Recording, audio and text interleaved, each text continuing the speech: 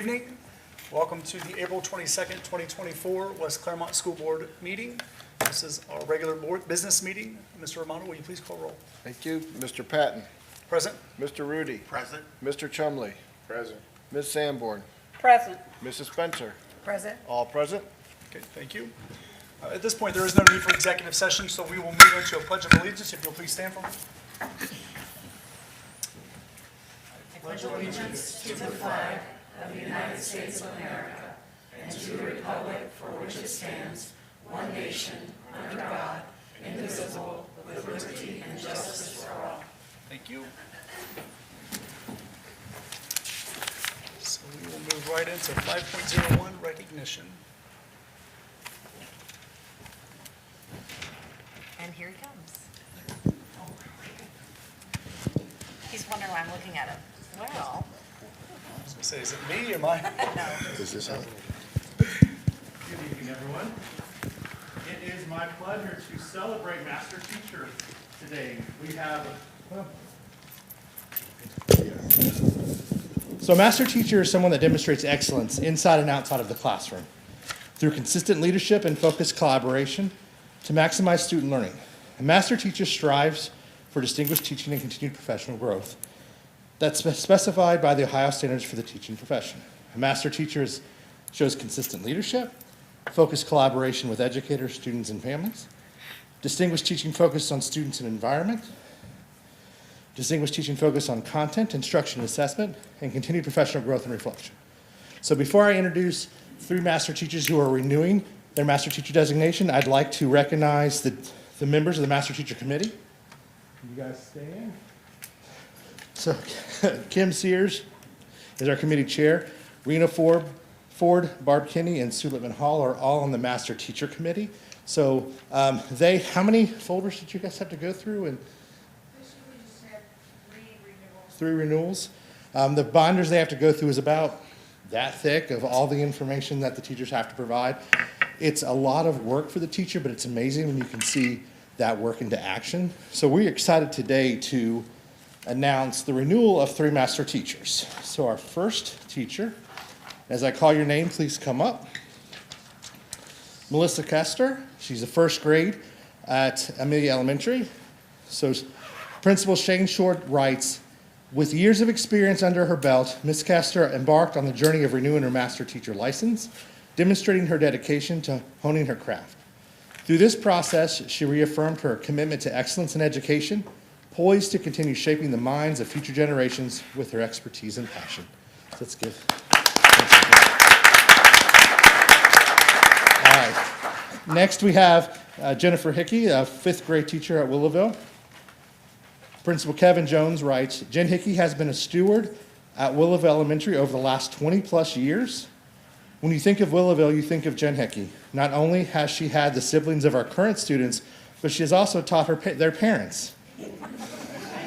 But we're not saying anything about being old. Jen is a dedicated teacher who gives 100% of her effort to teaching her students. Not only is she a master of her content, but she works hard to build relationships with her students to ensure their success. Thanks, Ms. Hickey, for all of your hard work.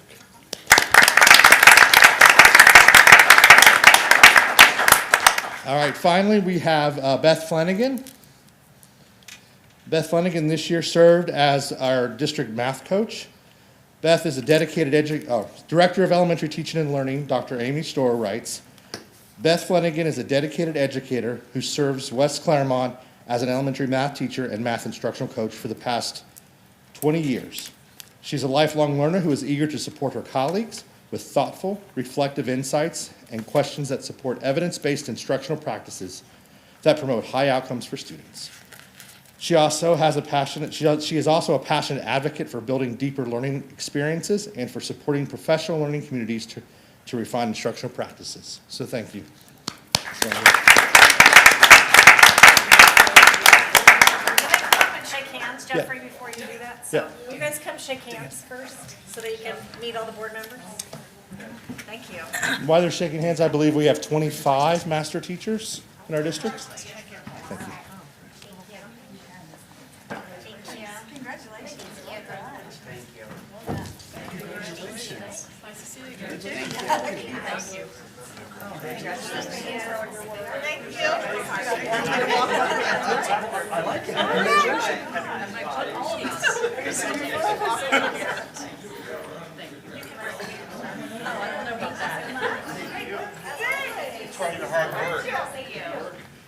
to see you.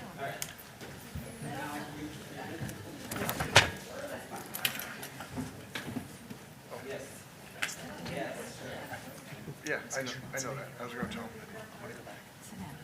Yeah, just, it's okay. Because Michael's not here to go get the picture. I knew that. I was gonna do it. I had to cover you in the background.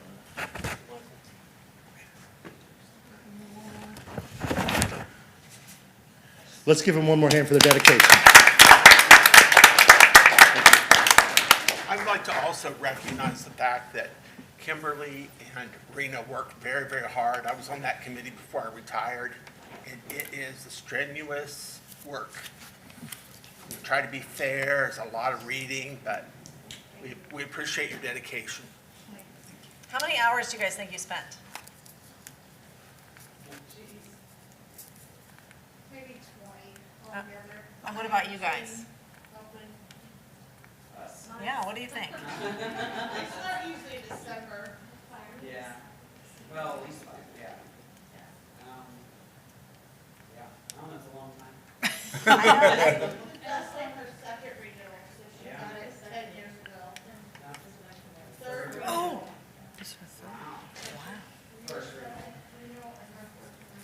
Wow. I just know it's a lot of time above and beyond, so.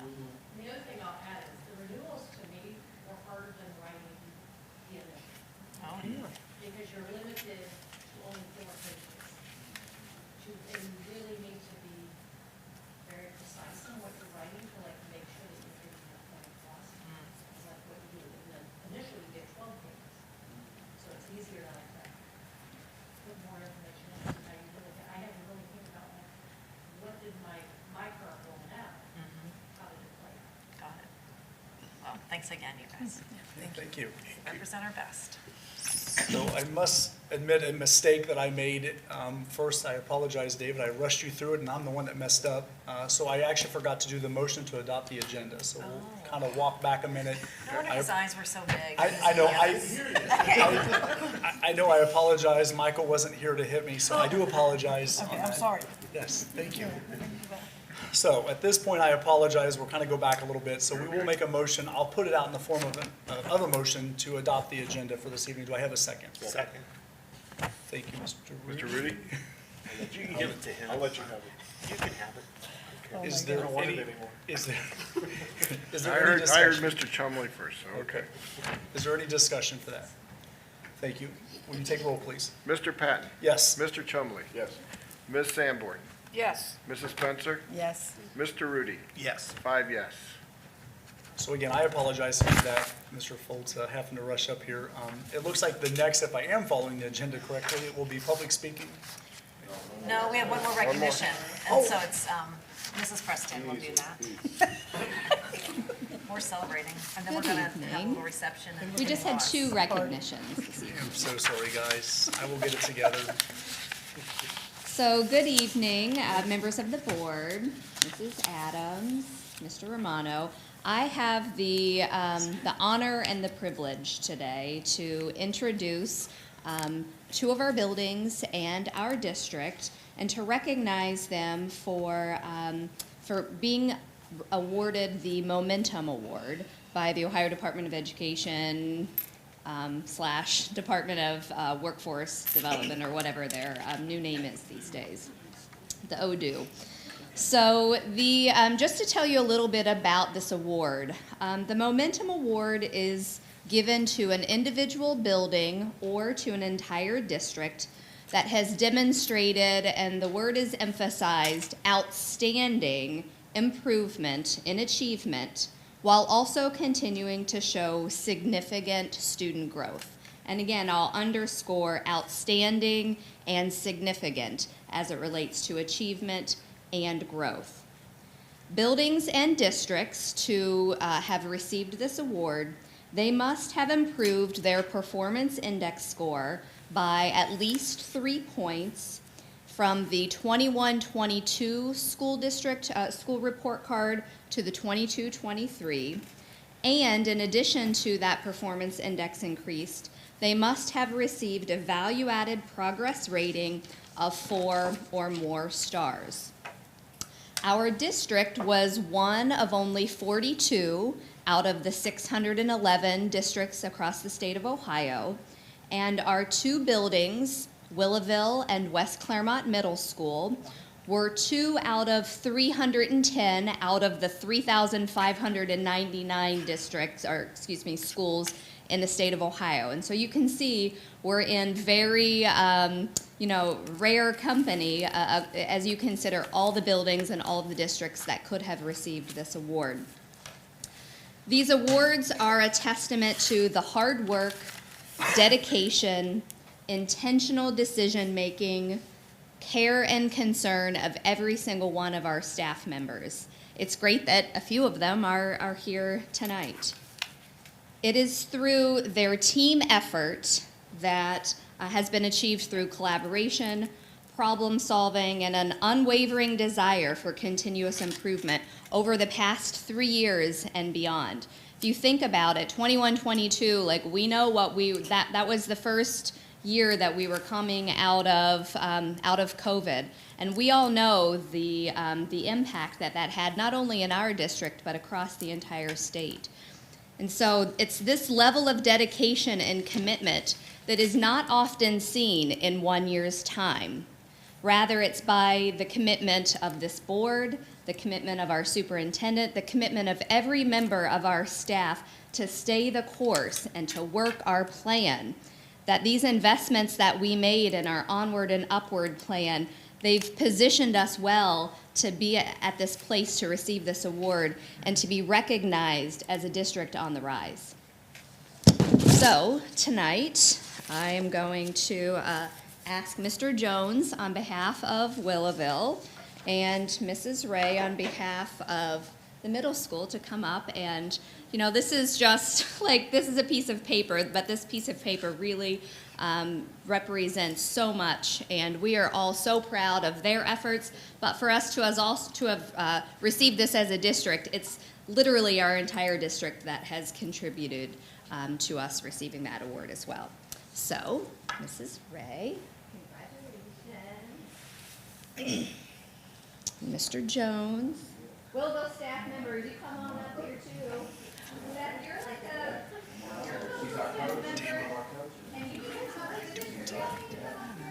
How about all of you sitting over here that work here, come on up too, because this is sort of a big deal. So how about you join? Thank you. Megan, Eric, Josh, Chuck, yes. I'll call you by name. Natasha, should I make you get the district award? Should I make you come up here No, for there's the plenty of district reps award? out there now. I feel like you should. I think she should be up there too. I think she should, don't you? All right, here. Yes. All right, Natasha. Hey,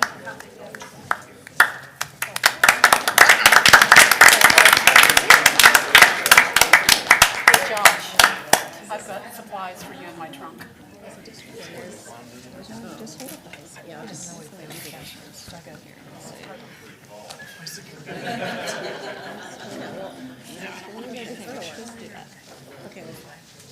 So now we go into public speaking.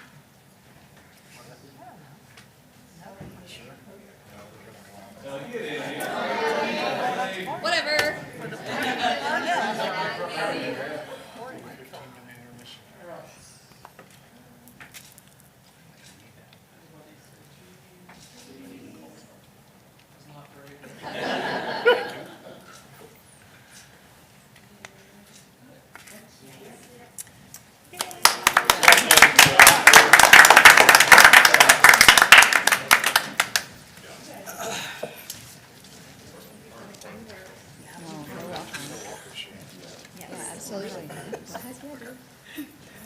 Now, if I can get back on track here, I believe we're going to take a little 10-minute break. We're going to go out and celebrate, and then we will be back. Yes. All right, so it's 7:15.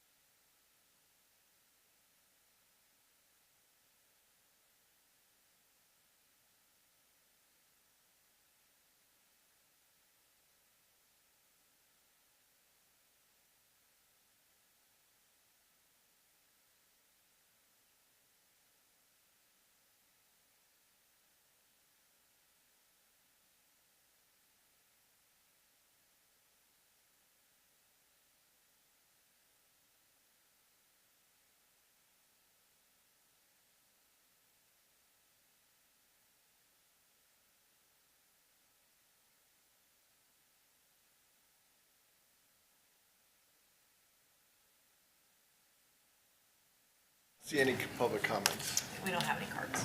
Okay. We are back from our celebration. We'll move into public speaking. Mr. Romano, we did not see any. No cards. Do not? No. Thank you. So at this point, we'll move into the consent agenda, 7.01, authorizing the issue letter Good. to intent to purchase Chromebooks. Good evening. We have before you a resolution to allow the district to issue a letter of intent to purchase Chromebooks for the 24-25 school year. This is a pretty common practice for us since the whole supply chain issues that we've had in the 2020 through 2022 years.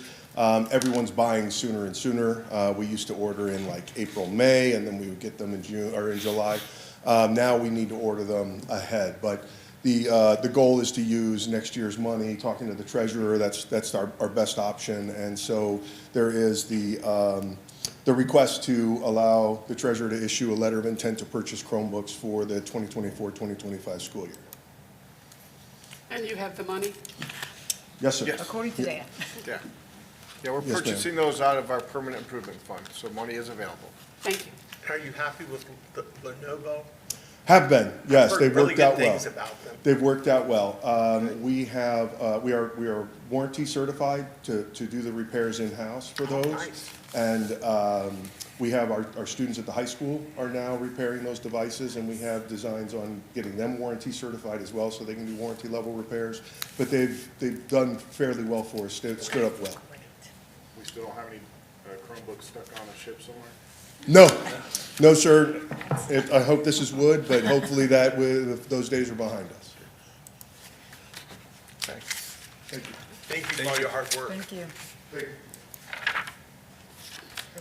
7.02 is the request for approval of minutes, and that is for the March 18th regular board meeting. 7.03 is request for approval of the minutes of the April 8th regular meeting. That was a work session meeting. Item 7.04, our list of donations. It's recommendation to approve the donations as presented and as follows. Withamsville Tabasco PTO donated playground recess items to the Withamsville Tabasco Elementary School. The Withamsville Church of Christ donated paw print stickers and pop-up cards to Withamsville Tabasco Elementary for the Incredible Kids Day event, which when I get through reading these, you'll wish that you were at the Incredible Kids Day event as they came through. RJ Cinemas donated 560 student movie passes and student popcorn coupons to Withamsville Tabasco Elementary for the Incredible Kids Day event. Applebee's donated 791 kids' meal certificates to Withamsville Tabasco Elementary for the Incredible Kids Day event. Altitude Anderson donated 560 60-minute jump passes to Withamsville Tabasco Elementary for the Incredible Kids Day event. Peace, Love, and Little Donuts donated 36 Little Donuts to Withamsville Tabasco Elementary for Staff Appreciation Week. Texas Roadhouse donated 1,280 kids' meal certificates to Withamsville Tabasco Elementary for the Incredible Kids Day event. Paul Kent donated a framed and matted Constitution of the United States to Withamsville Tabasco Elementary School. Leanna Schaefer donated a popcorn machine to Withamsville Tabasco Elementary. Connect Christian Church donated breakfast to Withamsville Tabasco Elementary for staff breakfast.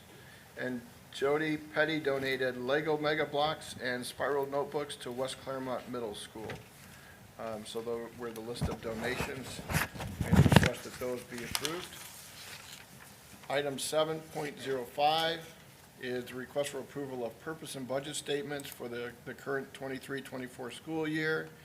There are two submitted. One is for the high school principal account, and the second one is for the high school educators' rising student activities. Item 7.06 is a request for approval of the financial statements, bills paid, lists, and investments and other reports for the period ending March 31st, 2024.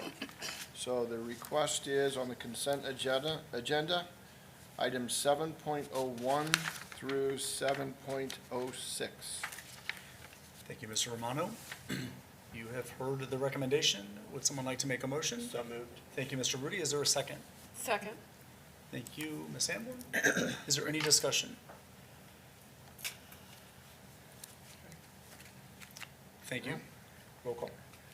Mr. Rudy? Yes. Ms. Sanborn? Yes. Mrs. Spencer? Yes. Mr. Patton? Yes. Mr. Chumley? Yes. 5 yes. Thank you. Moving on to 8.01, Superintendent's Business, Personnel Agenda. Good evening again. In front of you is the personnel agenda for Monday, April 22nd, 2024. On the agenda today, we have the retirement of Stephanie Light, a first grade teacher at Amelia, and Sue Story, a science teacher at the high school. Stephanie is finishing up her 34th year in West Clermont, and Sue is finishing up her 21st year in West Clermont. We definitely wish them well on their future endeavors. You also see on this agenda the resignation of 3 teachers, 1 clinic assistant, 1 paraprofessional aide. Also on this agenda includes the proposed hiring of Josh Jeward, the Director of Human Capital, and Jessica Walker, the Director of Child Nutrition. This also includes 5 extended days for each one over the summer. We also have the hiring of 5 special education teachers, 1 science teacher, and 1 maintenance person. On this agenda, we have the transfer and reassignment of Ryan Patrick from a 2.5 cafe worker to a 5.5 cafe worker. We have the proposed approval for supplemental contracts for 3 home tutors. We also have the proposed approval for multiple unpaid leaves of absence and multiple school volunteers and student teachers. Included in this agenda is the proposed approval to add 5 elective FTEs for West Clermont Middle School. I respectfully request that you approve the personnel agenda as presented. Thank you, Mr. Foltz. You have heard the recommendation. Would someone like to make a motion? So moved. Mr. Rudy, and then would someone like to second it? Second. Mr. Chumley, thank you. Who made the second? Mr. Chumley made the second. Michael. Okay, thank you. Is there any discussion? I would just like to congratulate Mrs. Light and Mrs. Story. Mrs. Light was my first former student that came to teach, so she's always going to be special to me. And I know her family really well.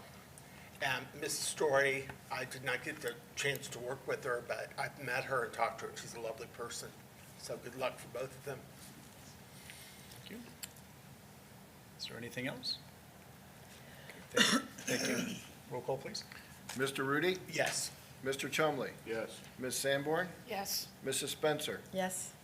Mr. Patton? Yes. 5 yes. Thank you. Next, I'd like to invite up Christy Otten and Curtis Mason to help present the impact team. This is our Human Capital Workforce Development Impact Team. I think it's on. I'll get you up there.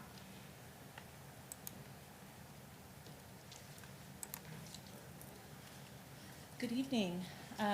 I'm very excited to share some of the work that we've been doing this year. We are here to represent the Modern Educator Workforce Impact Team. I know you've heard from several other teams this year.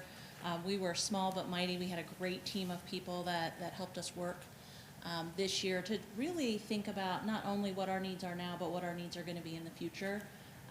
And our work is so intertwined with the work that the other teams did, and all of the exciting things that you've heard about and the plans for elementary and secondary education. Our task was thinking about how are we going to staff so that we can make all of this happen and make sure that our district continues to be a district where we can innovate and provide these phenomenal opportunities for our students. So I'm just going to take you back a little bit of historical journey, not a long one now. But really the question at the beginning of the year is, why is this focus on recruitment, retention, and engagement necessary? Why did we need an impact team to focus on this? And so we go back a couple of years to the second roadmap report, and we knew before then that we were starting to see a crisis in public education. Education in general, but public education in particular, in terms of people feeling really overwhelmed and burnout. It probably started before COVID, but COVID certainly didn't help with the way things changed overnight. And on top of that, we were seeing more people leave the profession. At the time of that roadmap report, we were reporting that 44% of teachers leave the profession within 5 years. So even when you find people that are replacing those that leave, they were not staying. For nearly half of your new teachers to walk out within 5 years, that's scary to all of us. We also conducted a series of focus groups in our district with staff over that 22-23 school year. And those focus groups brought some things to the surface for us. One was there was a desire to look at compensation. People were asking for increased compensation across both classified and certified staff. And they recognized that they needed more support. So they were looking for administrative support, particularly around ways to manage some of the more diverse needs they were seeing from students. Behavior management in particular kind of came up in those focus groups. They also wanted to feel more connected to the community. They wanted to feel connected to families, to the community at large. And that's not surprising because we were feeling a lot of lack of connection at that time. And we came back to school, but we still were very removed from each other. And so those things started to come up in those focus groups. But one thing that is consistently true is that our staff really loves the people that they work with. They use terms like family. They have a tremendous amount of respect and admiration for their colleagues and think that their colleagues do great work. And so that was our staff feedback. We also had some parent feedback. We did a few surveys, and our parents were saying that they wanted more from our staff. So our staff was saying we want more from our families wanted more from our staff. And they thought that we were maybe not doing quite as well at meeting some of the unique needs of students when compared to other districts, but that we were doing as well as or better when it came to making sure this was a nurturing, supportive environment for their students. And so they were looking for more academic challenge, but they felt like this was a really safe learning environment for their students. And so we wanted to get curious, and that's about the time that we started the Gallup survey. That was February of 2023. We had Gallup for the first time. And we also started looking at student experience 21 data. So a little bit later, you'll get to see some of that data, and we'll talk about what that means for us and what kind of conclusions we drew from that. But on top of all of this, we know that here locally, in the next 5 to 10 years, we're going to have a significant number of our teaching staff eligible for retirement. We asked our teachers to self-report, so this is based on what they said. 13% of our teachers will be eligible to retire in the next 5 years and 28% in the next 10 years. And so we know that we have to plan right now so that we don't get caught off guard when our teachers start to retire at higher rates. And we're already starting to see more retirements. And so we're coming into this work saying both our staff and our families want to feel more connected. And that's why a focus on engagement becomes so necessary. So I'm going to turn this over to Curtis to talk a little bit about the impact team work. Good evening. I haven't had the pleasure of presenting in front of you before, but I just want to say thank you for your commitment as a Board of Education. Your commitment and dedication to the school district is huge, and it's what helps, well, it's simply what makes things happen. And so, thank you. I'm also one of the new APs that you guys agreed to, so I appreciate the opportunity especially.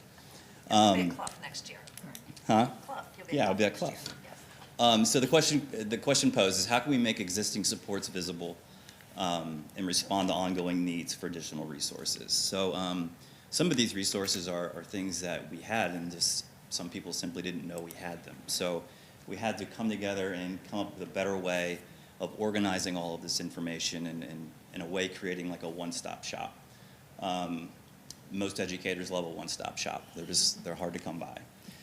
So in February, this question was rated the lowest in the survey. I have the materials I need to do my work right. And so building on focus group responses, principals had staff meetings to find out more about what teachers needed. So one of the things that came up first was physical resources, so classroom supplies.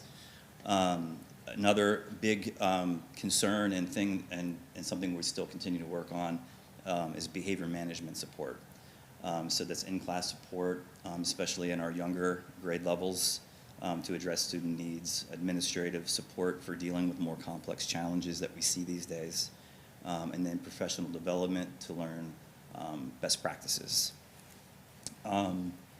Another one was compensation. So across every job type, employees mentioned not feeling that they were being adequately paid. And then finally, the fourth one was staff desire of a stronger partnership with families, sort of what Christy was speaking to.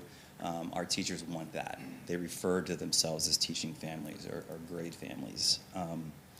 So how did we respond? So if you look at it, we have this question, the frequency distribution, and we want to get as close to 4 and 5 as we can. And we had, 4 and 5, we had about 55% rate that as a 4 or a 5. So work to do, right? We could do a better job of communicating what they have and listen to what they need. So principals collected supply lists from their staff and ensured everything was ordered before the start of the last school year. Many teachers reported that it was the smoothest and best start to a year that they've ever had. Through a grant, we've added paraprofessionals and coaches that are especially trained to support students with more intense behaviors. I currently work in a special education supervisor role, so I know what that means. We've been able to hire board-certified behavior analysts, research-based technicians, the adult support in the classrooms. It's been a game changer. The third one, well, I wanted to say this too. We are so grateful for the board's commitment to increasing support for teachers and students by adding 2 AP positions to our elementaries last year. Every building has a dean or an AP, and it's essential that we have those supports in place for teachers and students and staff. And then negotiations with bargaining to answer the compensation question that was this fall and resulted in increases in salaries for our staff. We were proud of the commitment of the fiscal responsibility and that we're able to offer these increases when many surrounding districts were not able to. Committees were formed to address additional issues that will result in further increases in supplemental salaries, opportunities for classified staff to earn credentials, and just an overall plan for professional development and giving people pathways to increase not just money but appreciation for what they do. And then we've also had resource coordinators at least the past 2 years, 3 years. Eric, 2 years? Or no, Eric knows that. And these resource coordinators support families and help with outreach. So the town halls, the committee action teams, which is responsible for facilities, the Citizens Advisory Committee, which is responsible for our strategic plan, strong PTO and PTA, and we continue to look for more ways to build these partnerships with our families. And I'll turn over to Christy, who's tag teaming tonight. So this web of support that's listed here, yeah, that's okay, I can talk about it. We worked on this together. So one of the things, as Curtis mentioned, people were talking about the things that they needed. Resource coordinators were already in place. And I don't think that a lot of our staff, based on the feedback we were getting, really knew some of the things that we'd been able to add. We were so lucky and fortunate that the board made a commitment, we got some grant funding, and we put some things in place. And, you know, sometimes people just don't realize the resources that are available to them. And so on top of that, as I mentioned, we've had some turnover, and we're hiring new staff, and so when you're bringing new people in, there's just so much to tell them, right? So as an impact team, we built a template for what we call a web of support. And it's really just a place to capture all of the supports available to teachers. And some of those things might seem obvious or things that you would just think everybody would know. Like, I have a technology hardware need, right? Well, we have a technology department, but do you actually know the process? So there's a link there then to put in like a school dude request. So we tried to capture this all in one place, and we asked each building to personalize this so that the names of the people in that building that they would reach out to would be listed on their document instead of this generic, district document. And I've gotten feedback from principals, and I've heard from teachers that this was really helpful to them when they saw it, because they didn't even, you just don't remember, who do I call, where do I go, and to see all of this in one place. The other thing that I want to mention, and I'm going to ask Curtis to chime in here, is we built this also to be a recruitment tool. Because we do have supports that other districts do not have, we wanted to make sure that as we were meeting with people and talking about coming to work at West Clermont, we know all the great things that are happening here. This document allows us to really highlight that for people. And you have a story about that, right? Yeah, so as David mentioned, we hired some new special education teachers not too long ago, and I was lucky enough to be part of, interviewing some of those folks. And one young lady in particular who ended up taking the position, when we described to her all of the things that we have in support to help her be the best teacher she can be and to help every learner every day in every way, her jaw dropped. Like, it was like one of those moments where she was just like, you have all of these things? And the answer was yes, we do. And so she cannot wait to get started, and I think she's gonna be a great addition to helping our kids. So I'm a little sad she's not gonna be with me at Clough, but that's okay. She'll be at Merwin. Yeah, and the beauty of all of this is that, what makes a job sustainable, what makes the job enjoyable is you wanna like the people that you work with, but you also need that job to be something that's manageable. And so it's not just about money. Sure, the money has to be comparable, and because of the commitment that the board made with negotiations, we've moved the needle quite a bit to being competitive in the region.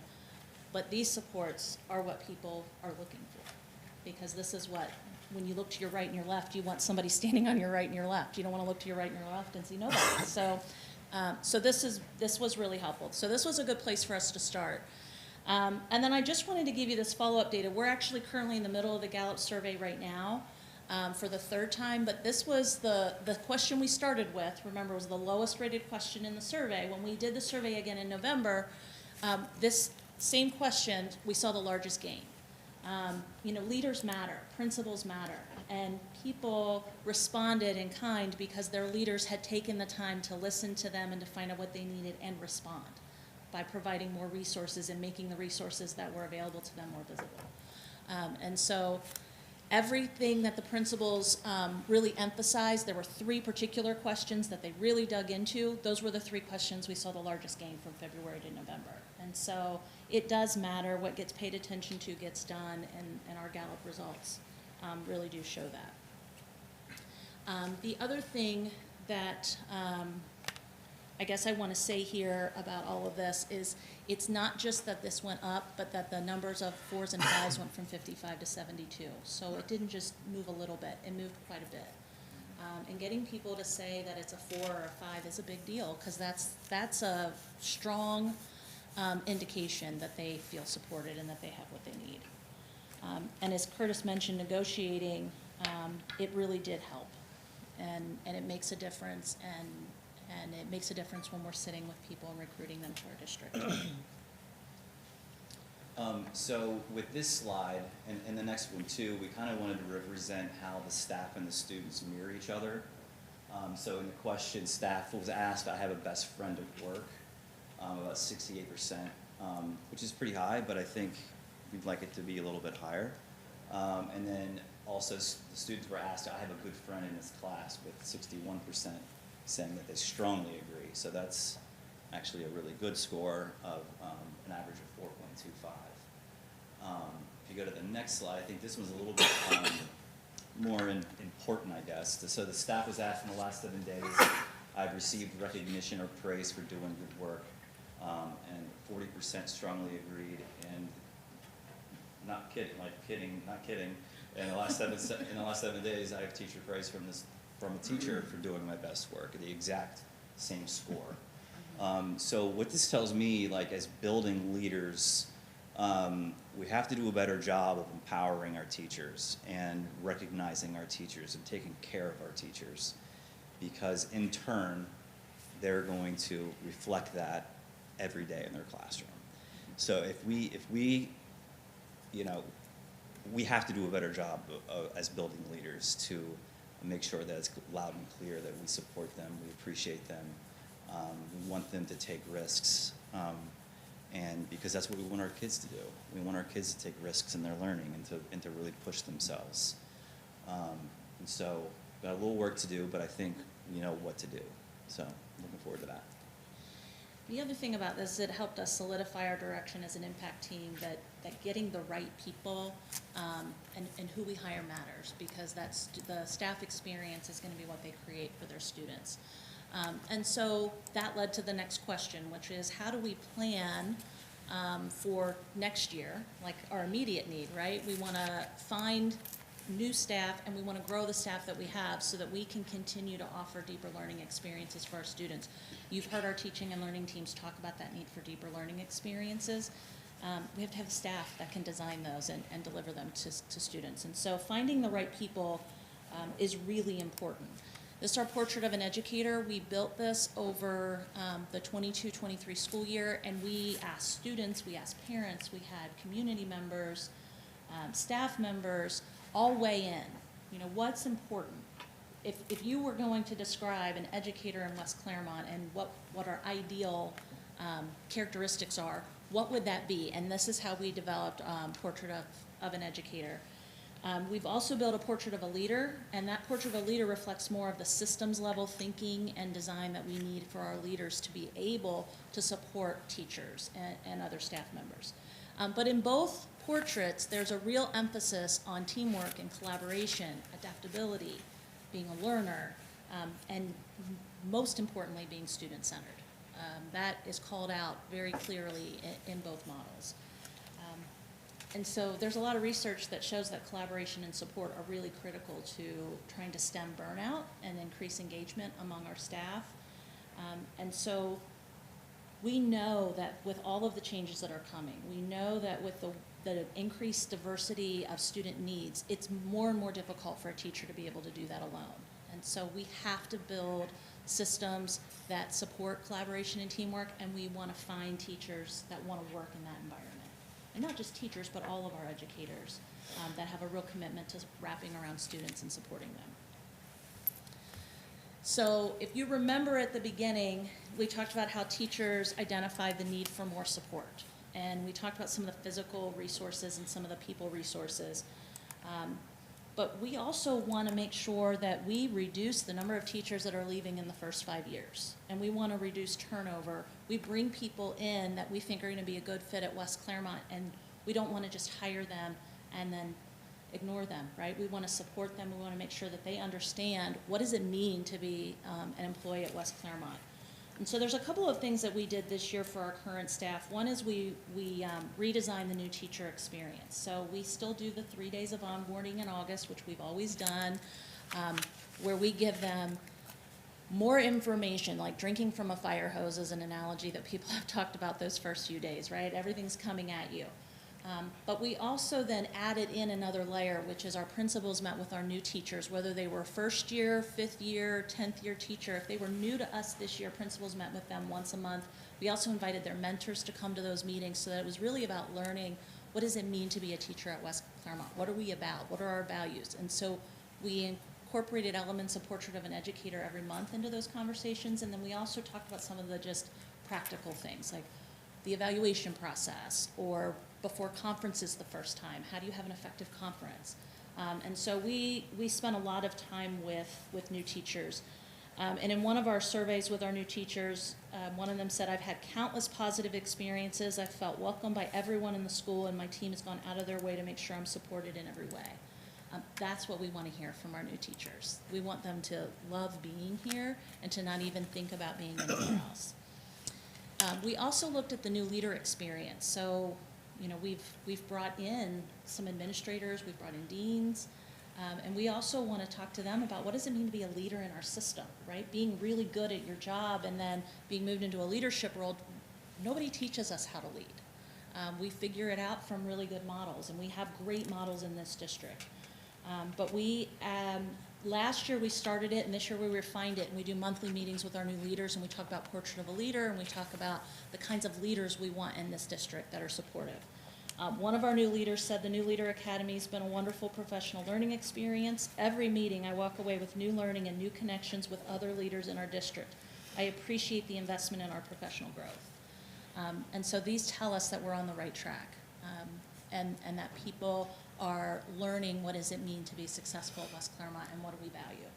I'll give you guys some feedback. I had a principal that I was meeting with who said, when you guys first brought this idea forward with the meeting once a month, they were like, as if we need one more thing. Yes. And she now says, like, this will always be part of my practice. And she was so thankful of all the prompting that you had done just to help it make it easy for them. Yes. because they felt it was like they had such a connection with those new teachers that they've never really felt with other, school years. And so it'll be interesting to see what this looks like in year 2, in year 3, as that connection grows. Yeah, So. that's really good to hear.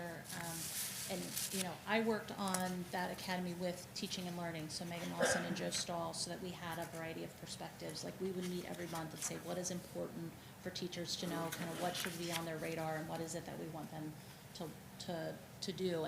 And that's been a big piece of all of this, is making the connection between human resources and teaching and learning stronger, so that when we're talking about what's important in the values for our employees, that reflects what teaching and learning is setting as a priority for our learning systems.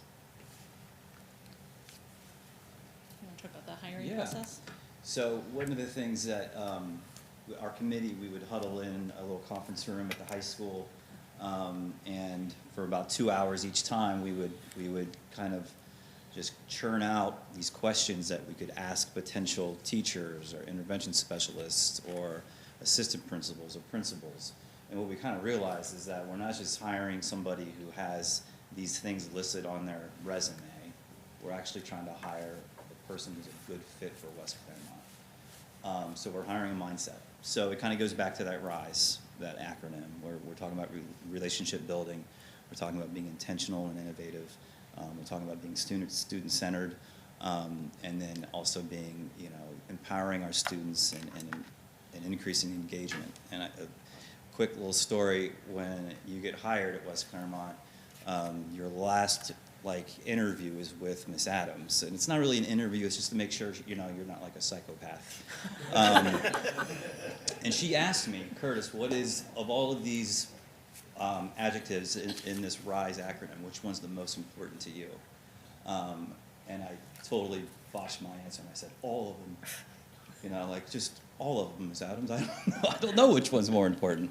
And I still think that's true. They all are interlinked, right? You can't empower teachers without being a relationship builder, right? You can't build trust without following through on the things that you say you're going to do. So as wrong as my answer was, because she asked me only to pick one, I still think it was like the easy cop-out answer, but I really do think that it does take all of them. So anyway, with all that said, that was sort of like the mentality we had going into creating these questions was, are we hitting on the fact that they're a collaborator? And not just the question, but give me an example, or setting them up with scenarios where it could be maybe a little uncomfortable, but that's the real world. That's how things go in a school. Sometimes things aren't always comfortable. Things aren't always easy. So it's trying to find those people that really want to do well by kids, and just, it's all about that mindset. Sorry, I lost my train of thought there, but it's all about that mindset, not necessarily a list of things on a resume. The other thing that was really important to us is that we were including a variety of voices. So the hiring process includes the team or the teachers that person will teach with, if it's a teaching candidate, as well as maybe an instructional coach or someone else that they will work with, so that we get a good sense from a variety of voices of whether or not this person is a good fit for us. When we hire administrators, we are including teachers, we're including other administrators. We give them an opportunity to tour the building. We have some district office people involved in that. And where it's appropriate, we have parents or maybe even a student in a hiring process for some of our positions. When we can make that happen and it makes sense to do that. So it's important to us that we continue to find people that make us stronger, but that reflect our values. Because when those values are in alignment, we're going to have better engagement, we're going to have better retention. And it's going to be more seamless for us to support them. So last piece is what happens then after next year, right? So we're busy hiring people for next year that align with our values, that we believe are going to make us better. But there's a lot of changes on the horizon, and we know that we're going to have shortages in our workforce if we can't change that tide. And colleges are seeing fewer people go into teaching, and so we have to do something different. And we know that we have to plan for the needs. The workers that are coming to us now have different needs and expectations than they did before. And so we're going to have to continue to be flexible and innovative as an organization. So you've seen this definition of deeper learning. I put it in here just as a reminder that this is the kind of learning that we're trying to plan for. You know, it's not memorizing facts. It's not about passing a test. It's about preparing our students to be ready for anything. Leader in Me is going to help us tremendously next year with those leadership skills and the learning experiences that our staff are designing for our students. More and more and more, we're trying to move in this direction. Again, the data that we had from our families told us that the same things that we put in our portrait of a graduate are very important to them. They want their students to learn those skills and to graduate possessing those skills. But you've seen this data before. They don't rate us very high right now. They give us about a C. And so Leader in Me is going to help us with that. But it's also something that's very top of mind for us as we're planning for the future, to think differently about the learning experiences we create. I am not going to play this video for you because it's about 4.5 minutes, but let me just summarize what's in there. And if you were at CAC the other night, you saw it. But in that video, they talk about a new model for education. I mentioned at the beginning, the current model, one teacher in one classroom, is not sustainable. The needs of our students are increasing. The demands on teachers' time is increasing. The expectations on our schools is increasing. And the variety of things that we're trying to teach students has changed. And so we are looking for different models. Teaching and Learning is working very hard to change the model to make school what it needs to be for our students. And we've really thought a lot about how do we hire people who can do the job as it exists today, but who have the mindset to do the job as it will exist in the future. And that's really, everything we've talked about tonight is really about trying to get at that, right? I can do the job today, but I have a mindset for collaboration, innovation, I'm student-centered, and I want to learn. My learning is not over when I get hired. I'm going to keep learning. Those are the people that we're hiring, so that as we make changes, they can be flexible and adaptable to go along with us. And so some of the examples next year, you heard them talk about Prepare Academy at the high school. We're experimenting with Wolf Lab at the high school. Our middle school impact team talked about changing programming next year around electives and some other things they're doing with the schedule to try to support this. And so we have examples in our district already where we're trying to shift our learning environment. The question is, what is it going to take? It's going to take having the right people, right? We're going to have the right people who are willing to do, as Dan says, the right people doing the right things the right way, right? That's what it's going to take. And that's really been the task of our impact team is helping us be better prepared as a district to do that. Do you have any questions for us?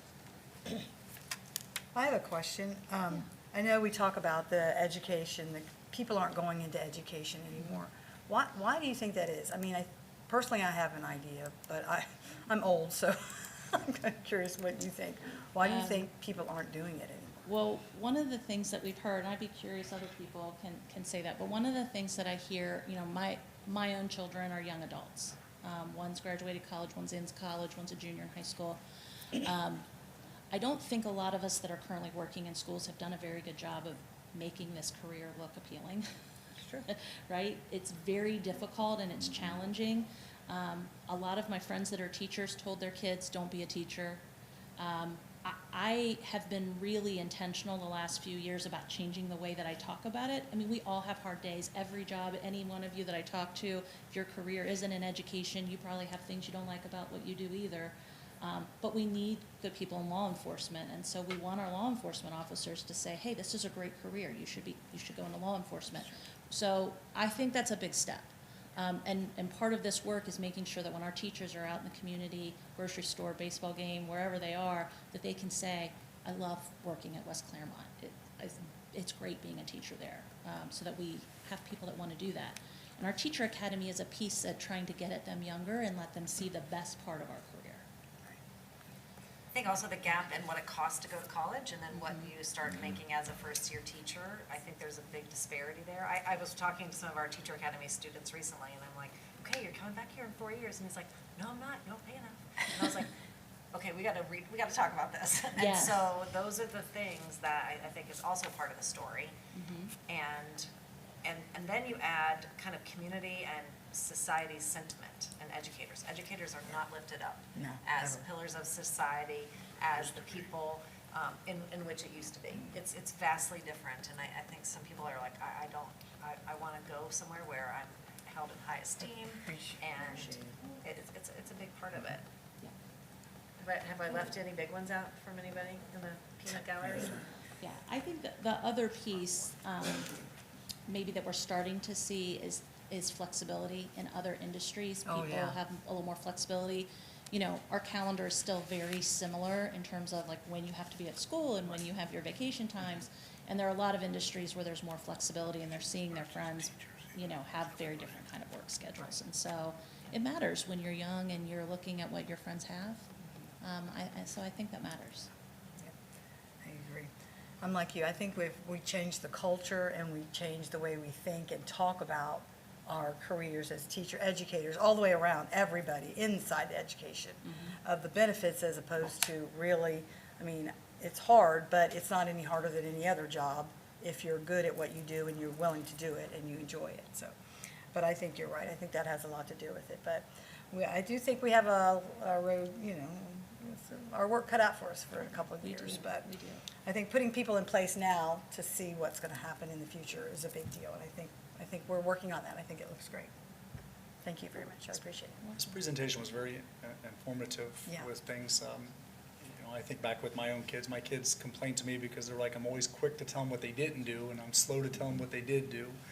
And so just taking those little steps of recognizing, it'll go a long way when you are commending your employees for doing a good job and, you know, saying the right words. You'll get more out of them. And I love how you start out with our not so great Gallup scores, but then showed us how we kind of knocked it out of the park. So that's really cool.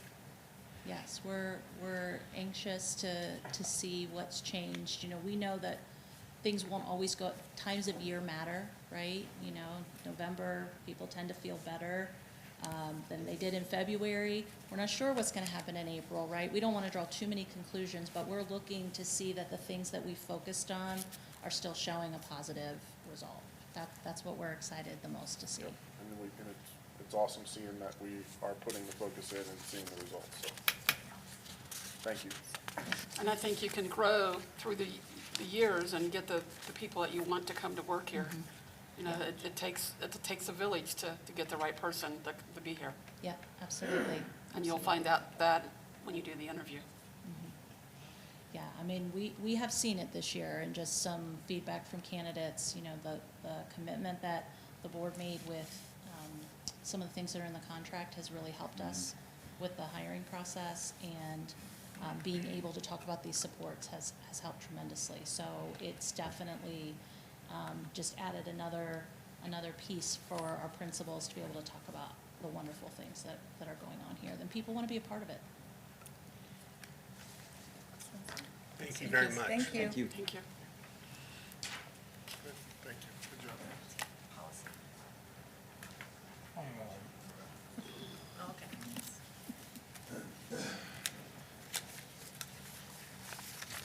As Dr. Fultz says, my great pleasure to come and do some first reading of the policies and the bylaws.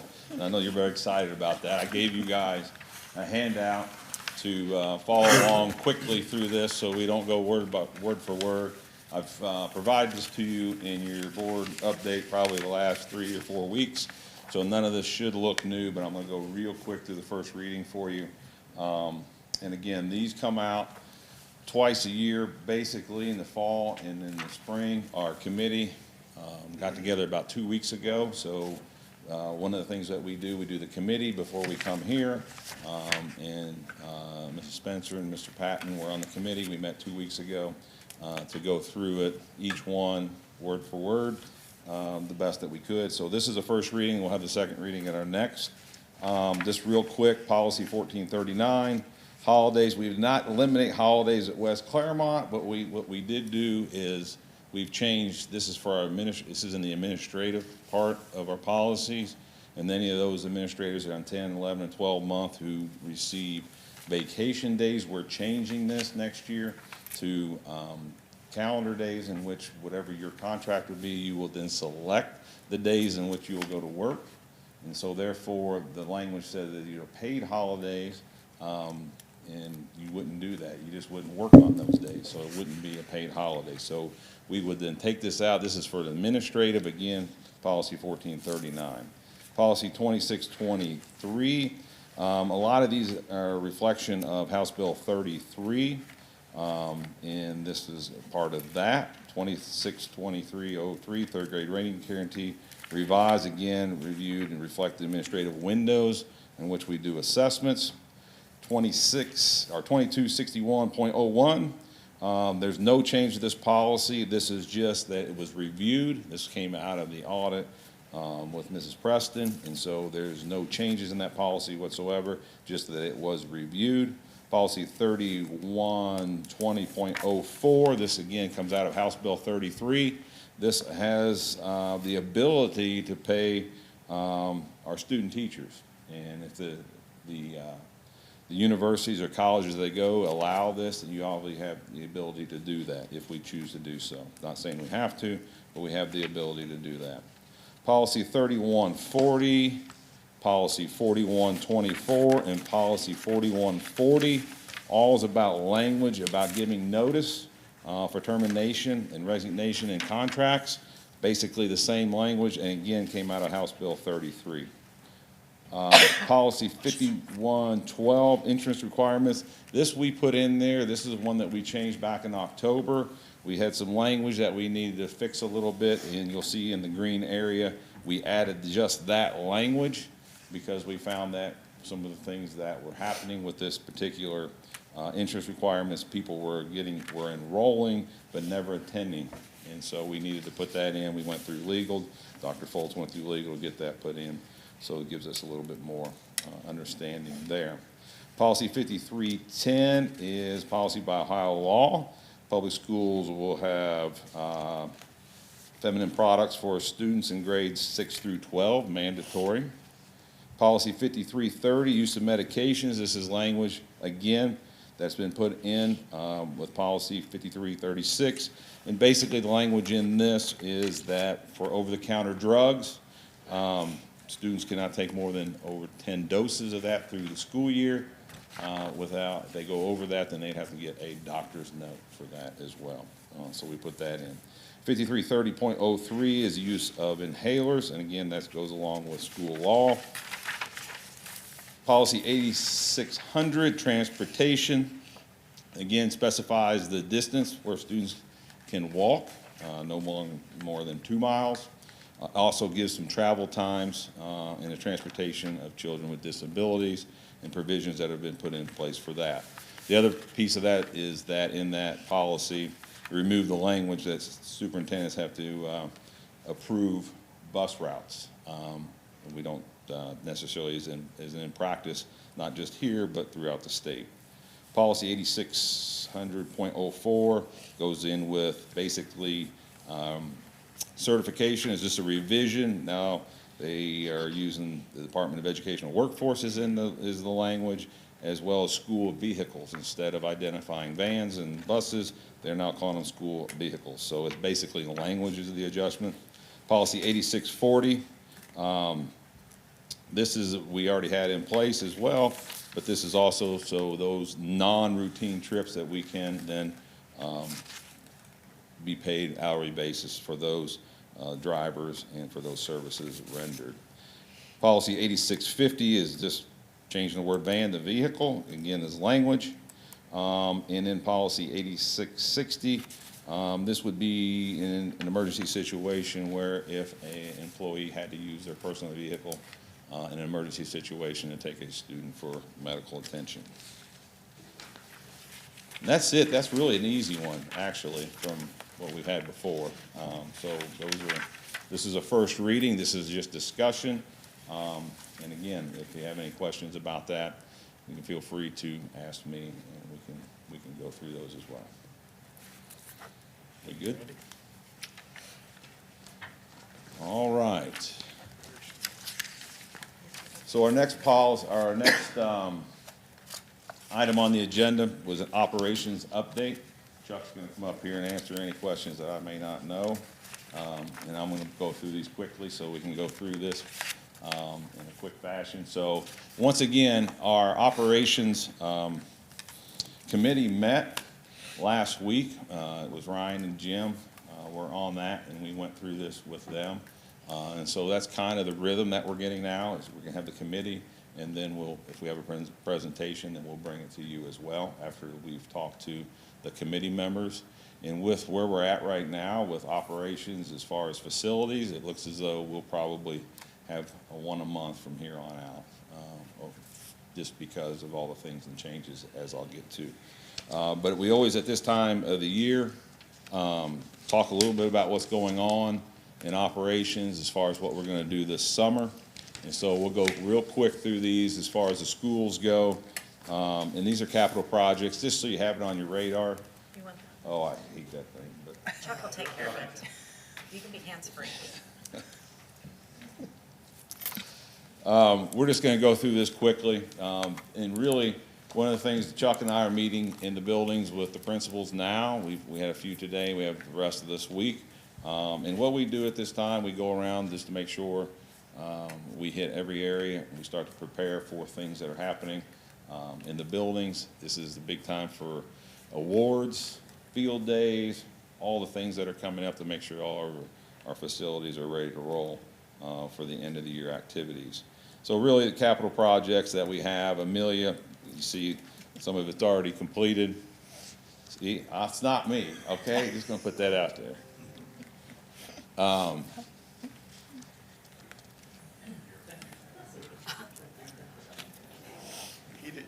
Ready, we're on Amelia. There you go. Good. All right. Some of these have already been completed. One of the main projects that we looked at was to convert an area in front of the cafeteria from grass to concrete. We got the estimate back, and it's way too much, so we're not going to do that. So we're going to look at something different. We may put something else down, but right now it looks like, Amelia, we're in really good shape there. Like we said, we've added AP there, so we'll be doing some things inside. Clough Pike, you'll see we've already completed some things. You know, biggest thing for them and the future concerns are rearrangements of rooms is what they do every year. I'm just going to say this for our building principals on what they have to do with their master schedule and for the things that they have to do to accommodate all the specialized programs is amazing. I thought we did a lot at the secondary level. It's nothing compared to what our elementary principals do and their assistant principals. It's unbelievable. The spaces that they create, what Chuck's department does to help them create the space after Ellie approves it. And so what we do then is as we move through this, I can't even tell you some of the things that they've done. That's just really thinking outside the box, putting students first, and it's really extraordinary once you walk around and you start to see it. And you guys have been through, you've seen all the buildings. We've been in every building, believe it or not, for tours except for the high school, which is the easiest one for last. But we have one more tour, and I think it's just unbelievable what we're doing. And Clough is one of those. I mean, Clough is one of those that when you look at the space and you look at how we're going to rearrange in the future is going to be really tough. Holly Hill is one of those 3 schools that are identified really through our master facilities plan as looking at for long term. One of the things that we have on the docket right now are those 13 window units. And so we have an RFP out for that as well. We're being very careful about what we're doing in some of our older buildings until we get through the master facilities plan and through this particular part of the year. And so we don't want to throw money at something that may change down the road. And any money that we do throw, we hope that we can recoup or we can utilize throughout that plan, whatever that plan might be. But, you know, with this, our long-term, you know, air conditioning might be central air conditioning is going to be down the road. But just to get through, we have about 13, we believe, window units that are really susceptible, and they may have to get taken care of this summer. And then obviously, a lot of these schools, we have an assessment on the roof, and we'll hope and pray that nothing's wrong with that. But some of these older buildings, we do know that. Merwin, we did install a split AC rooftop unit on the stage. There wasn't one there. We were able to get funds through the Clean Air Grant, and that was that was done as well. One of the big things that, when talking to Aaron, is furniture. Moving into next year is gonna be a need to add some furniture. And fencing. Fencing you'll see in a lot of these is around the buildings, and that's a safety issue. We have students that run, and that's really important that we have those barriers put up. So fencing you'll see on a few of these. Merwin, I mean, future concerns, Merwin. I don't know what else to say. I mean, it's what we've got to look at, and so that's coming out in the CAT as well. Summerside, the biggest thing we've got going, we're replacing the carpet in the music room, was not installed properly. Basically was put down with masking tape is what I call it, and it's one of those things that when we talked about that in our committee meeting, we couldn't believe it, but that's just what had happened. And when in a music class you have movement, and so those carpet squares are coming up. So we're gonna have to do that. No, we're not under warranty, so we're just going to move on from there. One of the things that we also looked at is some of the adaptive playground and maybe adding some things for that. Willowville, we've already added a few things there. One of the biggest things that we look for the future would be traffic patterns. I know that Kevin talks to us a lot about the traffic patterns as well as the parking. I think that the parking there, when you have a big event, and he has big events from the carnival to grandparents' night to all the things that they have, they're parking out in the grass, and sometimes the staff has to park out in the grass as well. So that's something down the road that we'll have to look at as well. WT, nothing major there, just very simple things and things that we have to look at. Again, they have traffic patterns that we have to look at as well. Middle school, a lot of things there. There's just a lot there to look at. And again, I don't want to dwell on our older buildings because that is something that we are really taking a deep dive with the CAT. But we hold our breath daily that something major doesn't happen there. And these are the things that we look at. One of the main things that we have is our all electrical panels are at end of life, basically at the middle school, so we have to look at the replacement of that. And so I think one of the positive things for this, a lot of the efforts are around supporting space for our community partners. Yeah. Because that has really ramped up, so I think that's a really good thing. very positive. Is the lighting under warranty? No. At the high school, our newer buildings, probably our biggest thing, we're going to replace the carpet in the community rooms. I think I was on the job 3 days before we had a coffee stain in the community room. So, I mean, it's a really high utilized areas, and the carpet is going to need to be replaced in there. The other big piece is, which is the most expensive, the concrete pad in the courtyard. The concrete pad in the courtyard nearest the doors has sunk, and so when that sunk, water starts coming in and starts flooding those ELA areas. And that started probably in about year 3 or 4, and it's just continually gotten worse. So with that, no, it's not under warranty, and that'll be something that will have to go in, and that will be a major fix for us. Randy, can I ask that, so the new carpet needs to be replaced, and it's not that old. Are we gonna put carpet back in there, or are we gonna look at other options now? Yeah, Do I you think think the you carpet they put in was bad, or they didn't do it right? We've got two quotes, and it's gonna be a higher quality pad. Oh, It's okay. Construction Yeah, grade. yeah, you get, yeah. So this will be, they call it a medium grade, but the life expectancy is about 14 years. More than 7? Just over 7, yeah. Yeah, and it utilized, and if we looked at no carpet, then the problem with the sound would be really bad. Oh, yeah. It would be a real problem in there with no carpet. So, you know, when building a building like that, we could have 4 of those rooms. I mean, it's a very, very highly used room by not only us, but by our public as well. It's a rentable space, and we're in there a lot. How are we gonna repair the concrete pad? They're going to, have to dig it out, probably 4 foot from the door to a joint. We're gonna dig that out. they did a core sample, and the base under the concrete is wet, so they're gonna have to stabilize that. Then they're gonna pour it probably 8 feet out, they're gonna break up other chunks as needed. They're gonna hit it with a laser and slope it away from the building. So the reason it sunk is because the straight was, whatever it was, it got wet and stayed wet and did dry, so the concrete sunk. So pouring concrete is one thing, it's gonna be really labor intensive because they have to haul all that concrete through the building and old fashioned jackhammer and so on. But if we don't do it, it's gonna ruin those ELAs.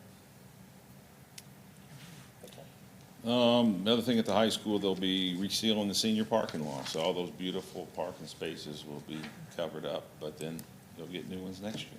So, which was a great idea. I'm glad Greg did that.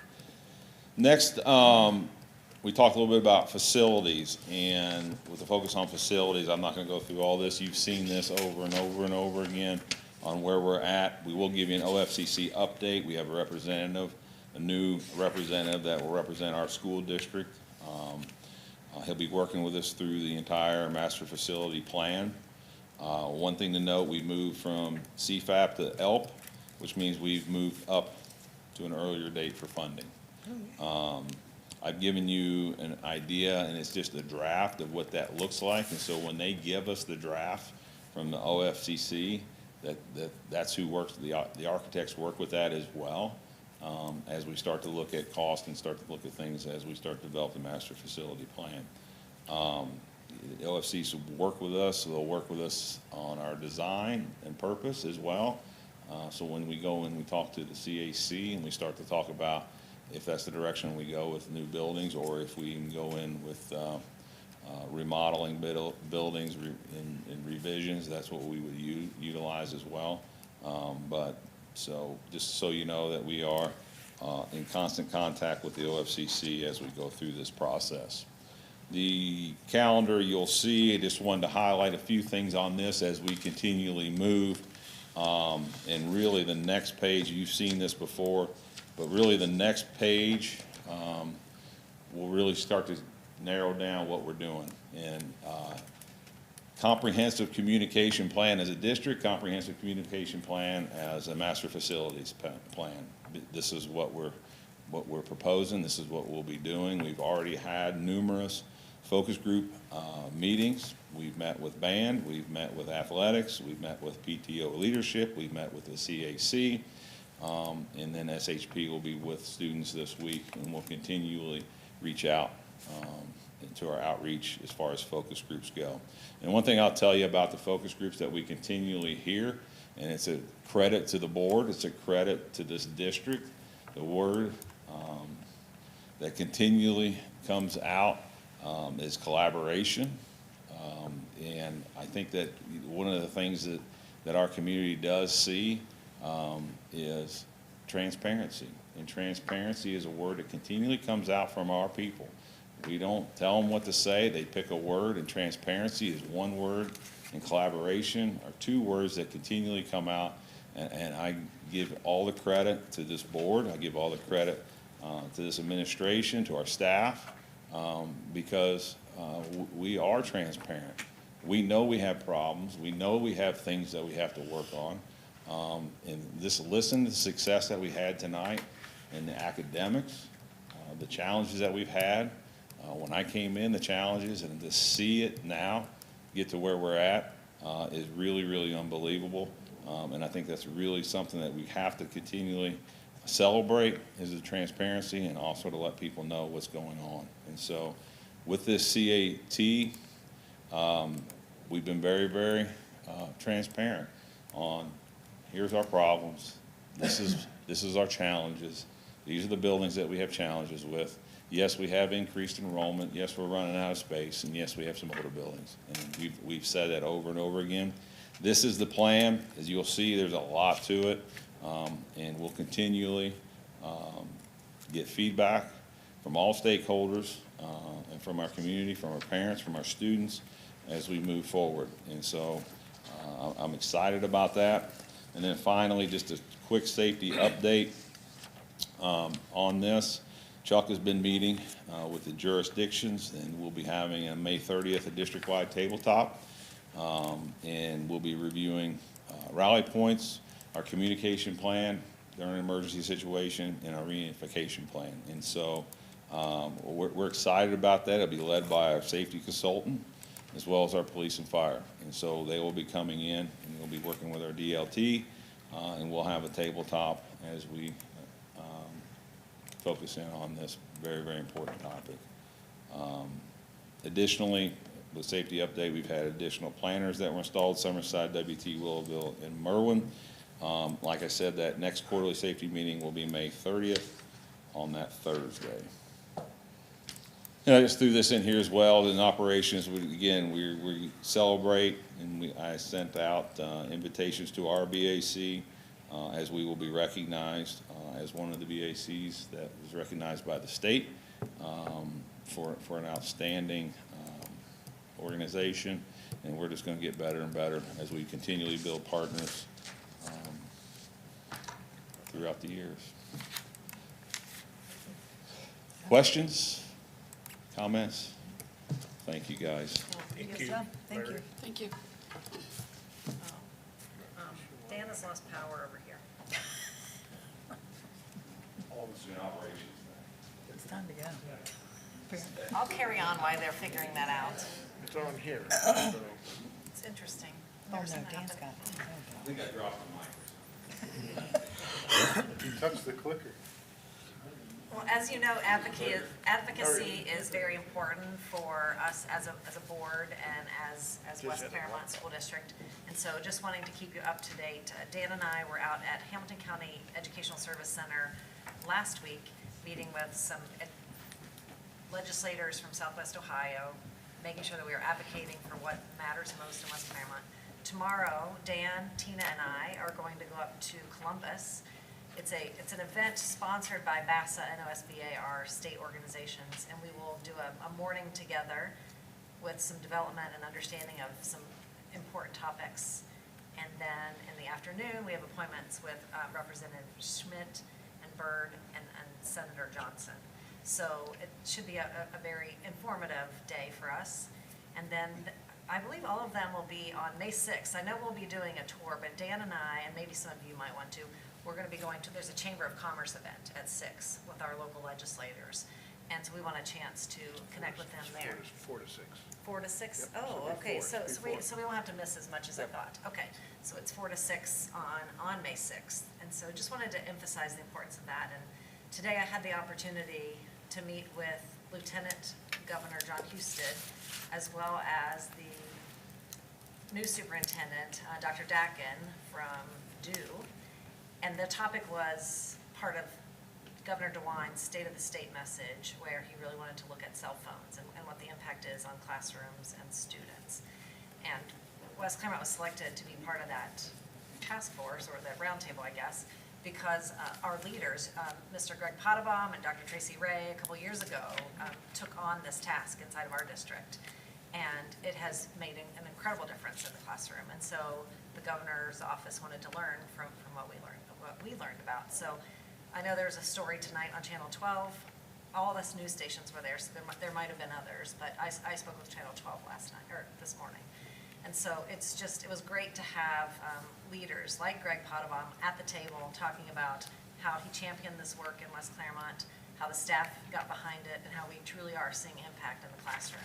And kids, you know how important student voice is to us. If it was going terribly, they would be in here letting us know how they feel. And so I think they ultimately, deep down, appreciate having that boundary set and to help them focus on what matters. Greg shared a story today of a student who is a junior who said, Mr. Potabom, this is the first time I think I've been able to pay attention in 3 years. And so, it's real talk, and I think it's certainly, we all have our own addictions to our phones, and it's even as adults, it's hard to control that. So I think it's been a move in the right direction. It'll be interesting to see where this policy might go. But it's just great that the governor and his office would be willing to listen to local school districts and leaders. So that's one thing I wanted to tell you about. The other thing that I will share is another celebration I'll shout out. We had Holly Hill specifically, WT, Summerside, and Amelia were a key part of our recent audit that we went through as a system. So it was the teaching and learning department, looking at title funds, as well as the treasurer's office, all working together. And the auditor team, I don't know, there was 7 or 8 of them, I don't know the total. I got to meet with one of the lead guys who had been in West Clermont 8 years ago.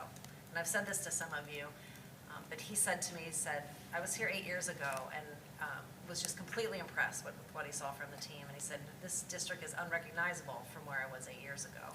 Just very impressed. He said, every time we asked that team a question, they had something to show for us. Okay, we thought of that, we thought of that, we thought of that. And he then went on to say it was the best audit that he's had in the state. And so I just want to shout out the teaching and learning team led by Ellie Preston and what they have been able to accomplish to really get focused on students at the center, using data to make decisions and making investments that really show impact, that really change the course of a student's experience. And so it's always great. We know that we're doing some great things and we feel good about it, but having that third party to affirm it is sometimes just what we needed to hear. So I look forward to getting that report back. And then finally, I want to celebrate the continued engagement that Randy is leading. We've been able to have booster organizations in, the PTO leadership, Business Advisory Council. He's going in every nook and cranny of the district to hear about facilities, to hear what matters to people. This past week, the Citizens Advisory Commission met with membership from the CAT so that there was communication and collaboration between those groups to set our future course in motion. And people have been, they leave, well, I know you called me the next day saying I was left very motivated and excited about the future. So we want to keep those conversations going, and we want to make sure that everybody knows they have a seat at the table and they have a part in this. So our next CAT meeting is May 2nd. It's a very big, important meeting to continue to narrow our focus. It'll be at 6 p.m. at Holly Hill, so we'd love to have people come out and be a part of that. We also have, as mentioned earlier, a tour at 6 o'clock on May 6th. We'll be taking our board meeting for our final trip around the school district to West Clermont High School. Talk about facility, we'll have a shining star in our school system. So we will do that May 6th. I also encourage you to look at the website. We have a facilities page that Mr. Ryle created that's just beautiful. It has videos from every school. It has a one-pager with all the challenges as well as the strengths of the facilities. It's a wealth of information, so I encourage people to go. And finally, the last couple of years as a board and as an administrative team, we've taken this week of April to celebrate our staff. And so I know you've been given a sneak peek of what we're going to be giving our staff, but we chose a different path this year and we'll be gifting them with something. So again, just want to thank the West Clermont staff for all that they do to really stretch themselves, try new things, take some risks in service of students, and who keep doing the grind day in and day out to improve outcomes for kids. We couldn't be prouder of the progress that we've made and the dedication of our teams. So we'll give a little small memento to all of our staff here. And is it going to be tomorrow, Jeffrey, or the next day? Someday soon? This week? This week, it's coming. All right. So again, thank you, board, for supporting us and being able to thank our staff in a really tangible way. So, now, do you guys have questions for me or anything else? Okay, then that's it. On to Thank you. Mr. Romano. All right. Before I start item 9.01, one of the comments I was going to make under the treasurer's comments was really about these TIF agreements.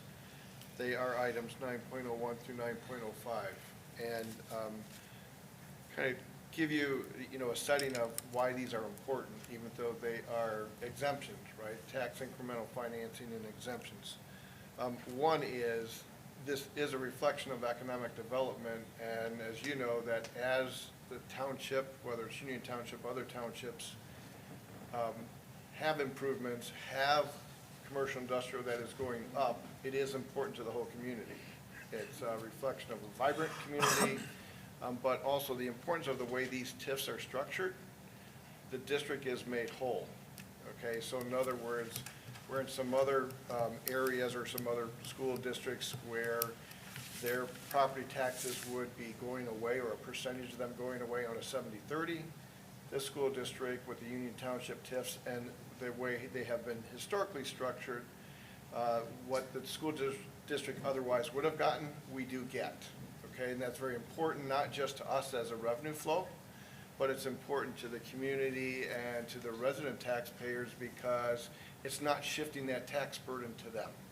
So if those commercial industrials weren't paying their share, right, then that burden does shift to the residential. So it's, you know, from my standpoint, it's just not about us, but it's also a reflection of what it's doing to the residents of the community. So we are made whole on these agreements as we go forth with those, okay, to it. And that is consistent with the way it's been in the past with it. So, having said that, there are 5 TIF agreements that I'll go through. We're going to act on them individually if we can. The first one is the Union Township TIF agreement for Honda East. It's a recommendation to approve the resolution waiving required notices from and regarding and approving the adoption by Union Township, Clermont County, Ohio, of a tax increment financing resolution, approving and authorizing the execution of a tax incentive agreement with the township for the Honda East project and making related authorizations. And that is recommended for approval. Thank you, Mr. Romano. You have heard the recommendation. Would someone like to make a motion? So moved. Thank you, Mr. Rudy. Is there a second? Second. Thank you, Ms. Sanborn. Is there any discussion? Thank you. Roll, please. Mr. Rudy? Yes. Ms. Sanborn? Yes. Mrs. Spencer? Yes. Mr. Patton? Yes. Mr. Chumley? Yes. 5 yes. The second agreement is item number 9.02, Union Township TIF agreement for Jeff Weiler Eastgate. It's a recommendation to approve the resolution waiving required notices from and regarding and approving the adoption by Union Township, Clermont County, Ohio, of a tax increment financing resolution, approving and authorizing the execution of a tax incentive agreement with the township for the Jeff Weiler Eastgate project and making related authorizations. So recommended. Thank you. You have heard the recommendation. Would someone like to make a motion? Make me. So moved. Ms. Spencer, thank you. Is there a second? Second. Thank you, Mr. Rudy. Thank you. Any discussion? Thank you. Mrs. Spencer? Yes. Mr. Rudy? Yes. Mr. Chumley? Yes. Ms. Sanborn? Yes. Mr. Patton? Yes. 5 yes. Item 9.03 is the Union Township TIF agreement for Jungle Gym's expansion. The recommendation to approve the resolution waiving required notices from and regarding and approving the adoption by Union Township, Clermont County, Ohio, of a tax increment financing resolution, approving and authorizing the execution of a tax incentive agreement with the township for the Jungle Gym's expansion project and making related authorizations. So recommended. Thank you.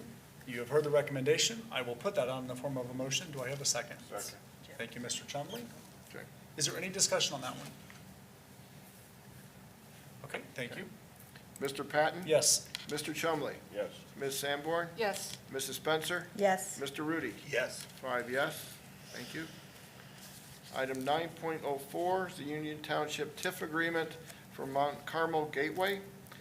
The recommendation to approve the resolution waiving required notices from and regarding and approving the adoption by Union Township, Clermont County, Ohio, of a tax increment financing resolution, approving and authorizing the execution of a tax incentive agreement with the township for the Mount Carmel Gateway project and making related authorizations. That is being recommended. Thank you. You've heard the recommendation. Would someone like to make a motion? I make the motion. Thank you, Ms. Sanborn. Is there a second? Second. Thank you, Mr. Rudy. Is there any discussion? Thank you. Roll call, please. Ms. Sanborn? Yes. Mr. Rudy? Yes. Mr. Chumley? Yes. Mrs. Spencer? Yes. Mr. Patton? Yes. 5 yes. One more. Thank you for your patience. Item 9.05 is the Union Township TIF agreement for Wawa. The recommendation to approve the resolution waiving required notices from and regarding and approving the adoption by Union Township, Clermont County, Ohio, of a tax increment financing resolution, approving and authorizing the execution of a tax incentive agreement with the township for the Wawa project and making related authorizations as recommended. Thank you. You've heard the recommendation. Would someone like to make a motion? Thank you, Mr. Rudy. Is there a second? Second. Mr. Chumley, thank you. Is there any discussion on that one? This is a gas station, right? Yes. I think Because it's I going just with the- Googled I it. was wondering what that Yeah, was. back in the 70s, it was a foot pedal for a guitar, but apparently it's not anymore. I believe it's going with the new, where the Kroger's is in Mount Carmel. That's how Helen Keller made the breakthrough. KSL. It's going where the Kroger's is? Or the In old Mount Carmel, Kroger I store believe. in Mount Carmel. Yeah. It's more than a gas station. It's Buc-ee's. Yeah, Oh, is that what it is, like a bucket? it's pretty big. I don't know. Jesus. It's gonna be like a grocery store inside, you know. I hope you wrote down who did what, so yeah, I think we're ready for it. Mr. Rudy. Yes. Mr. Chumley. Yes. Ms. Sanborn. Yes. Mrs. Spencer. Yes. Mr. Patton. Yes. 5 yes, thank you. And just a couple comments. One thing I forgot to notice is there's the waiving of the notices. And quite frankly, we want to allow them to get started as soon as possible. The sooner the improvements get on the tax rolls, the sooner the revenue comes into the district. So I know that question was asked before, why waive those, but I think it's important to get those started. So the sooner the better with that. A couple notes just from the treasurer's comments. One is congratulations to the district again on the Momentum Award.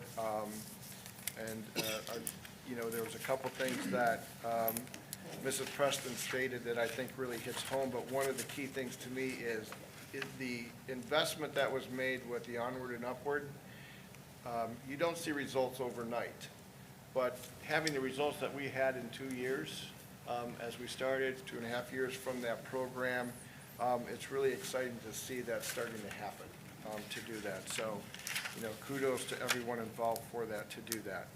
On the facilities update, just want to make sure the board understands that those capital improvements, those will be coming out of either the Permanent Improvement Fund and/or the $500,000 Ohio Facilities Commission Fund that is there.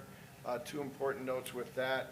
2 years ago, Mr. LaFont and I always stood pretty nervous because we spent a chunk of money for the units at Merwin.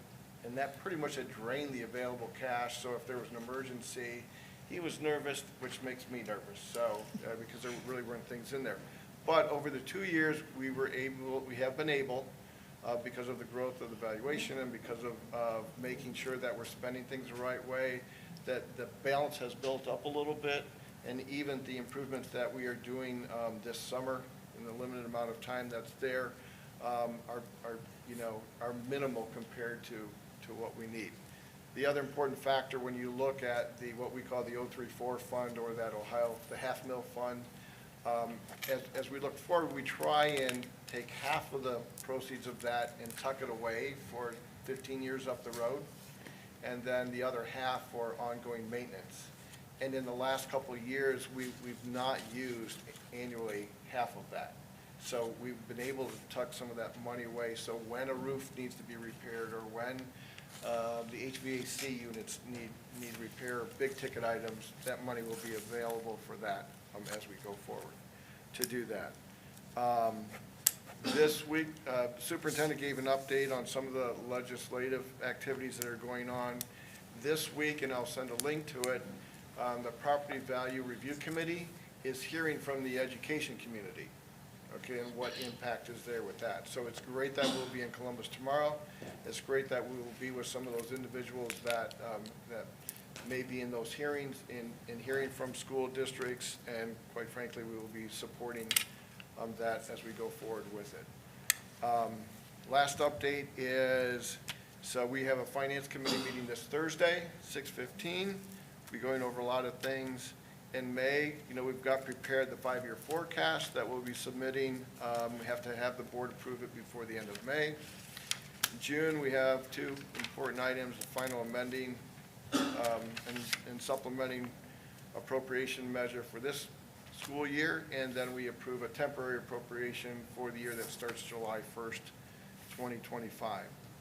Both of those things are reflective in that May 5-year forecast as we go forward, so we'll be providing more information on that as we go forward. I know as different things are talked about, for example, as Mr. Fultz within that personal resolution had the 5 additional FTEs for the middle school. That's been built into the forecast as we look forward to the May. It does not impact adversely us extending, not going back to the voters prior to that 26 years, or the calendar year 26. So those are all included in that. So we are making sure that we account for that, and Mr. Fultz doesn't put anything in front of you, or the superintendent doesn't, unless we make sure it's vetted through that process and those numbers are still there. Okay? That's it. Thank you, Mr. Romano. Looks like we are on 10.01, board comments. I'll start with Mr. Chumley. I would like to congratulate Ms. Kester, Ms. Hickey, and Ms. Flanagan again, and thank them for their dedication to their jobs, to the school district, and most of all to our students. That's awesome. These are the teachers we need to be highlighting when talking to our students and building up these positions. I'd like to also highlight the Momentum Award again for Willowville and the middle school. We know the hard work we put in. It's awesome to see stuff like this and be able to showcase it to the state as well. So that's all I got. Thank you, Mr. Chumley. Ms. Sanborn? Let's see, last week I went to the CAC meeting. We are well under our way at looking at the architectural drawings to see exactly what building or buildings we may need to build. So it's very exciting to be in these meetings, and it's very rewarding to see that we don't have what we really need, and this is what we really need. And so I'm hoping that the community will wrap their arms around the West Clermont community and support what we are trying to do. Thank you, Ms. Hayward. Ms. Spencer? No, I'm just excited to see the recognition of all the hard work that people do put into the district, and it's nice that we take the time to recognize those people and that all of the work that they do. And I'm proud to be part of the school board, and if anyone has anything they would like to ask me or questions, they can email me, or, if anybody has any questions about, I don't even know. But when I was younger and my children were in the district, I always had lots of questions, and I did email the superintendent with questions, and we became very on a first name basis, actually. But and it's nice to be approachable and very, like you said, transparent, and just if anybody has any questions, I would be more than willing to. If I don't know the answer, I would find it out for you. But I'm proud to be part of the West Clermont School Board, and us moving forward and being recognized and hiring people that are going to invest their time and their energy in the district, and hopefully stay for a long time. Okay, thank you. Mr. Rudy? I'm not going to say anything because it's past my bedtime. Sorry. Well, unfortunately, I have a little bit more to say. So with all of the stuff that we brought about, I'm going to kind of echo some of the things that's already been mentioned, and I'll make it as quick as I can. So again, good evening, West Clermont School District community. I come before you tonight to address two critical issues that I believe are fundamental to the success of our school district: fiscal responsibility and transparency. We've heard those words echoed tonight. As a dedicated board member, I am committed to ensuring that we are using taxpayers' money wisely, investing in our schools, and providing our students with the resources they need to excel, which I believe all of us are. Fiscal responsibility is a cornerstone to any successful operation, and our school district is no exception. We have a duty to ensure that every dollar that we spend is accounted for and is used effectively. We have taken several measures to ensure that this is being done, such as working closely with our administrators to develop a balanced budget, carefully managing our expenses, and investing only in projects that are essential to our students' success. By doing this, it has allowed us to stretch our money even further than originally projected. We regularly publish our budget and our financial statements along with other important information about our district on our website and West Clermont Connect Us newsletter, which is sent out approximately 4 times a year, and you should expect to see one coming up in the upcoming weeks. The district office administration team has been working on several short video series that will also help the community to understand how schools are funded in Ohio. They are working on updating our webpage to include important information about our district, and the community can expect to see that sometime in May. Transparency is equally important.